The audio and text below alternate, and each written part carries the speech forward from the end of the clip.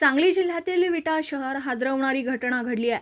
सावकारनगर भागातील जय हनुमान स्टील या भांड्याच्या दुकानाला लागलेल्या भीषण आगीत एका संपूर्ण कुटुंबावर काळाने झडप घातली.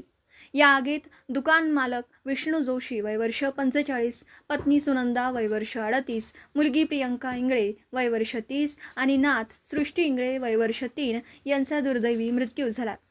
तर मुलगा सूरज जोशी आणि नातेवाईक कमलाकांत भोसले हे गंभीर जखमी झालेत.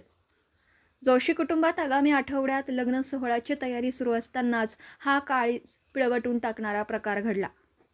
अचानक लागलेल्या आगीने काही क्षणातच रौद्र रूप धारण केलं. तातडीने अग्निशमन दलाच्या 6 ते 7 गाड्या घटनास्थळी दाखल झाल्या. नागरिकांच्या मदतीने आग विझवण्याचे आणि अडकलेल्या लोकांना बाहेर काढण्याचे प्रयत्न सुरू झाले. आमदार सुहास बाबर आणि ॲडव्होकेट वैभव पाटील यांनीही घटनास्थळी धाव घेतली.